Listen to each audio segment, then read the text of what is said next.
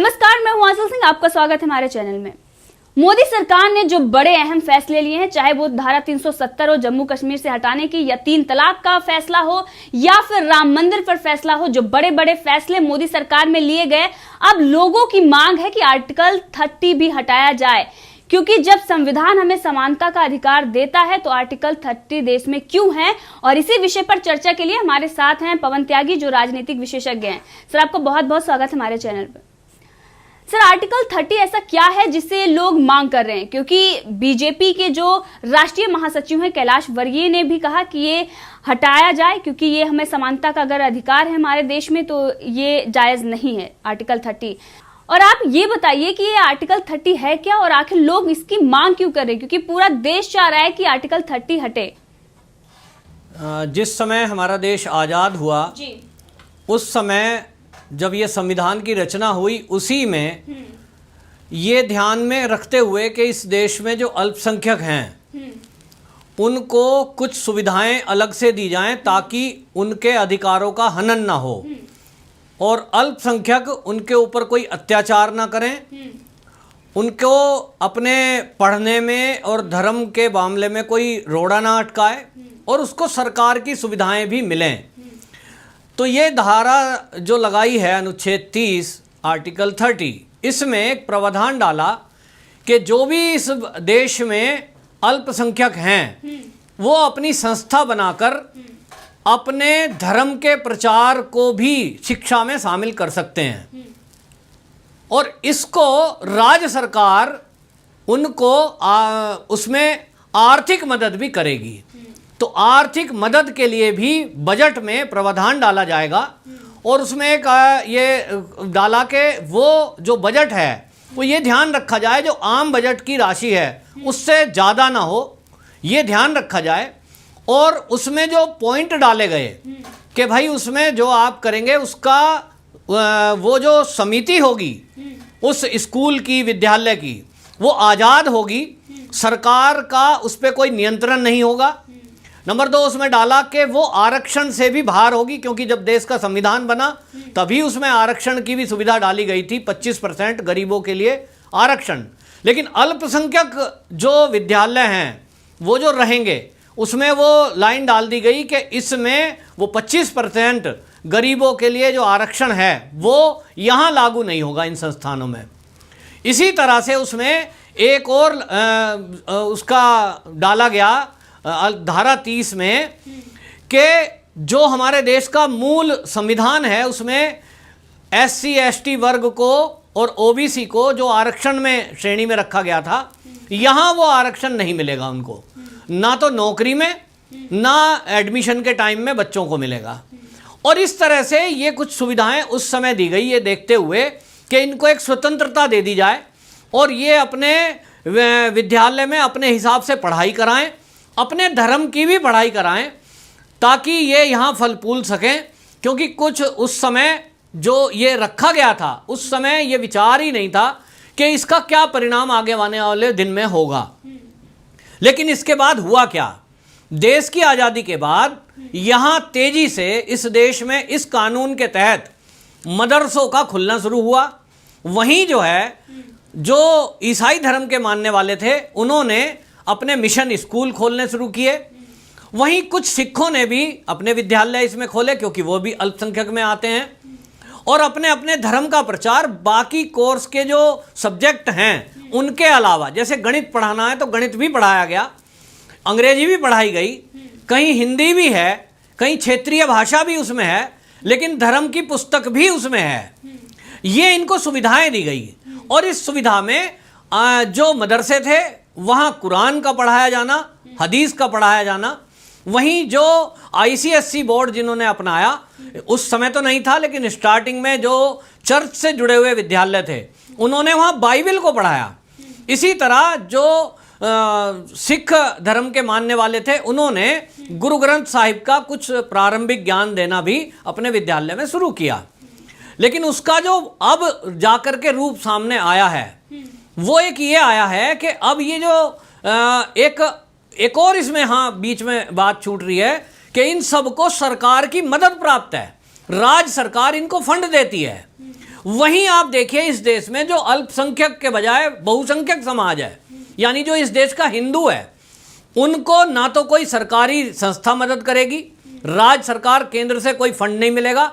वो जो बाकी के विद्यालय हैं वहां कोई भी धर्म की किताब, रामायण, गीता, महाभारत, उपनिषद, इनको नहीं पढ़ा सकते, क्योंकि ये सुविधा केवल अल्पसंख्यकों को दी गई। और इसलिए एक तो आरक्षण लागू नहीं है बहुसंख्यक स्कूल में, वहाँ अल्पसंख्यक में लागू है, वो लागू नहीं है, और बहुसंख्यक में लागू है। बहुसंख्यक विद्यालय जितने भी हैं उन सब में आरक्षण भी लगेगा, जातिगत आरक्षण भी लगेगा, गरीबी का आधार भी लगेगा। नंबर 2, प्रशासन जो होगा वहाँ का विद्यालय का बहुसंख्यक में, उसमें सरकार का इंटरफेयर होगा, सरकार की निगरानी होगी। ये धारा 30 कहती है अल्पसंख्यकों के विद्यालय में ऐसी कोई निगरानी, ऐसी कोई रोक टोक सरकार की कुछ भी नहीं होगी, यानी वो स्वतंत्र हैं। तो उस स्वतंत्रता का जो उन्होंने दुरुपयोग किया वो ये हुआ कि इस देश में मदरसे खुलते चले गए और वहाँ केवल उर्दू की भाषा पढ़ाई गई और कुरान पढ़ाई गई। उस कुरान के पढ़ने वाले, हदीस के पढ़ने वाले आगे चल करके इस्लामिक स्कॉलर तक भी बने और उनको आईएएस और पीसीएस में भी, उस बेस पे आईएएस लॉबी में भी एडमिशन मिलना शुरू हुआ। बहुत सारे लोगों को उसी बेस पे आगे बढ़कर बड़ी प्रशासनिक सेवाओं में नौकरियां भी प्राप्त हुई। वहीं इस देश में जो हिंदुओं का देश कहा जाता है, इस देश में गीता, रामायण, उपनिषद, ये अपने शास्त्र पढ़ने की छूट ना मिलने के कारण, क्योंकि अगर कोई गीता पढ़ेगा भी अपने आप से, मान लीजिए कुछ गुरुकुल ऐसे रहे हैं भारत में और ऐसे संस्कृत विद्यालय आज भी हैं जो कुछ आश्रम अपने चलाते हैं, कुछ धर्म गुरुओं ने अपने बेस पे चलाए, लेकिन वहाँ से जब वो उपाधि लेकर के निकलेगा उसको नौकरी नहीं मिलेगी, क्योंकि सरकार की तरफ से उसको मान्यता नहीं है। दूसरा, उन बहुसंख्यक जो हैं हिंदू विद्यालय, उनको सरकार की कोई मदद नहीं मिलेगी। जो हमारे भारत में संविधान में धारा 14 है, धारा 14, आप देखिए उसी से कितना विरोधाभास है। धारा 14 कहती है कि सभी इस धर्म के मानने वाले इस भारत में सबका समान अधिकार है। वहीं धारा 30 क्या कहती है? यहाँ अल्पसंख्यकों को विशेष अधिकार है, वो अपने धर्म की किताबें पढ़ा सकते हैं, राज्य सरकार से फंड मिलेगा उनको, और राज्य सरकार की कोई कंट्रोलिंग नहीं होगी उसमें। वो अपनी मर्जी से नियुक्तियां करेंगे, अपनी मर्जी से उसमें वो बच्चों का एडमिशन करेंगे और उनको नौकरियों का भी प्रावधान है। तो इसलिए इसका दुरुपयोग होता चला गया और पिछले 70 साल में जो भी सरकारें आती रहीं वो तुष्टीकरण के कारण कभी भी इस तरफ ध्यान नहीं दिया। उनके फंड बढ़ते चले गए, मदरसे बढ़ते चले गए, और मदरसों में आप देखिए कि उर्दू का पढ़ने वाला बच्चा वहीं पढ़ा, वहीं वो उसमें अध्यापक हो गया, फिर वहीं से वो आगे चल के प्रोफेसर हो गया। जैसे अलीगढ़ मुस्लिम विश्वविद्यालय, वो आगे बढ़ता चला गया और कहीं आईएएस भी बन गया, वो उस लाइन को पकड़ करके वहां तक पहुंच गया। लेकिन एक अगर कोई गुरुकुल में पढ़ रहा है, कोई किसी आश्रम के जरिए किसी आध्यात्मिक विद्यालय में पढ़ रहा है हिंदू, और उसने वहाँ उपनिषदों का, वेदों का ज्ञान प्राप्त किया है, वो उसको ज्ञान प्राप्त करने के बाद केवल पूजा पाठ तक सीमित है या उपदेशक बन गया, उसको कोई भी नौकरी इस बेस पे नहीं मिलेगी कि उसको वेद कंठस्थ हैं या गीता कंठस्थ हैं, उसका एग्जाम उस बेस पे होगा ही नहीं। तो स्कॉलर मिल भी गया, स्कॉलर कैसे मिलेगा? गवर्नमेंट की कोई ऐड उसको मिलती नहीं। तो इसलिए हम हिंदुओं की जो शिक्षा है वो पिछड़ती चली गई, और आज स्थिति ये है कि हम सबके देश में जहां एक तरफ से मदरसों की बाढ़ आती चली गई, उसी तरह चर्च के माध्यम से चलने वाले विद्यालयों की बाढ़ आती चली गई, और दूसरी तरफ जो गुरुकुल थे वो समाप्त होते चले गए। और गुरुकुल की समाप्ति के होने के कारण जो भारतीय संस्कृति है, जो भारत की आत्मा है, वो कहीं ना कहीं दबती चली गई, पीछे चली गई, जिसके कारण आज भारत अपनी ही संस्कृति को भूल गया है। और आज जब हम कोसते हैं किसी बच्चों को कि उनको अपने धर्म का ज्ञान नहीं है, बच्चों की तो बात छोड़ दीजिए, बड़ों को भी अपने धर्म का ज्ञान नहीं है। क्योंकि कोर्स में जब हम छोटे थे, देखिए हम छोटों को सामाजिक ज्ञान पढ़ाया जाता था। उदाहरण के लिए एक छोटी सी बात है, तो हमारे टीचर पढ़ाया करते थे, बड़ों को नमस्कार करो, उनके चरण स्पर्श करो, सुबह जल्दी सो के उठो, ये एक कोर्स में था। तो हम लोगों ने सीखा है, तो पुराने लोग जो हैं वो उस चीज़ को उनके जीवन में आ गया, क्योंकि विद्यालय में वो 4वीं 5वीं में ही पढ़ाना शुरू हो गया, और इसलिए जीवन में बहुत सारी चीज़ें आ जाती थी।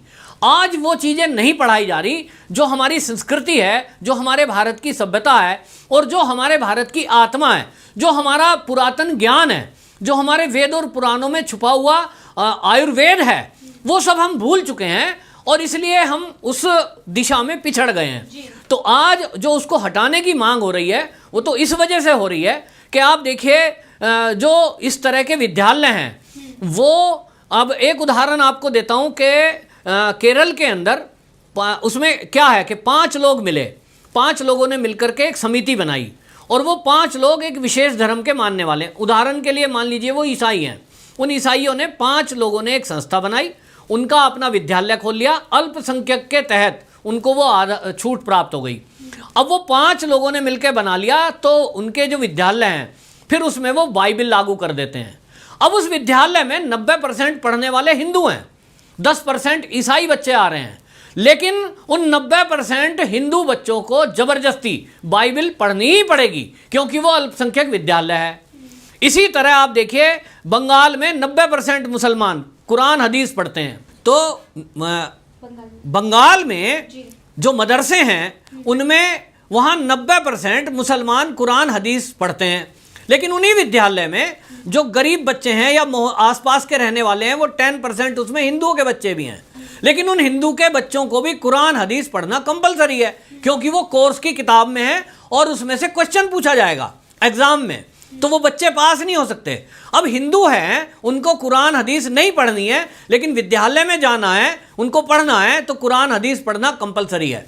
अब ये जो है ये संस्था ने उनको छूट दी है और पैसा किससे मिल रहा है? गवर्नमेंट से, और उसके पैसे के बेस पे वहां कुछ भी हरकत हो रही है उस पर अंकुश गवर्नमेंट का नहीं है। और ऐसा अब पिछले दिनों में देखने में आया, सीए के विरोध में वो खुलकर के देश के सामने आया कि किस तरह से वहां पढ़ने वाले बच्चे या वहां पढ़ाने वाले विद्यालय में अध्यापक, यहां तक कि प्रोफेसर भी, वो स्कॉलर्स भी, जो बड़े बड़े विद्वान माने जाते हैं, वो भी देश की विरोध की गतिविधियों में शामिल हुए।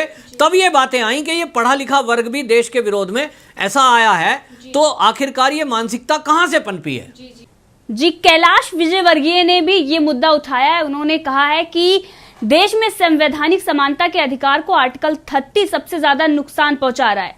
ये अल्पसंख्यकों को धार्मिक प्रचार और धर्म शिक्षा की इजाजत देता है जो दूसरे धर्मों को नहीं मिलती है। जब हमारा देश धर्म निरपेक्षता का पक्षधर है तो आर्टिकल 30 की क्या जरूरत है? आर्टिकल 30 हटाओ।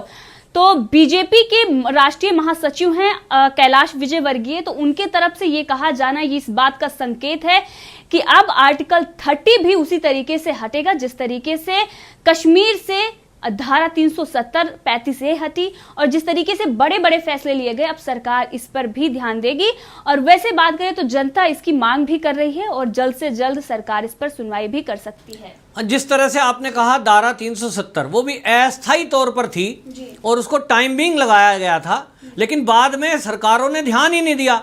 मोदी जी को यह काम करना पड़ा कि जब अस्थायी चीज थी उसको तभी पहले क्यों नहीं खत्म किया गया। इसी तरह ये जो आर्टिकल है 30, ये एक टाइमिंग था कि शुरुआत में जरूरत थी, लेकिन आज जहां वो अल्पसंख्यक जिनके लिए किया गया था वो आज वो 30 करोड़ से ऊपर मुस्लिम हैं, लगभग 10 करोड़ के करीब उसमें सिख हैं और बाकी भी हैं। तो अब वो परिस्थिति भी नहीं है, सबको इस देश में हर तरह की सुविधा और आज़ादी है। तब इस समय में ये जो आर्टिकल है इसकी महत्ता खत्म हो जाती है और कहीं ना कहीं समानता के अधिकार को ये खत्म करता है, तो इसलिए इसका हटाया जाना बहुत जरूरी है। जी बिल्कुल, और साथ में जनसंख्या नियंत्रण कानून भी लाया जाना चाहिए और देश को अगर आगे बढ़ाना है तो समानता का जो अधिकार हमें मिला है उसको कायम करना ही होगा। आपका बहुत बहुत धन्यवाद हमसे जुड़ने के लिए। जी।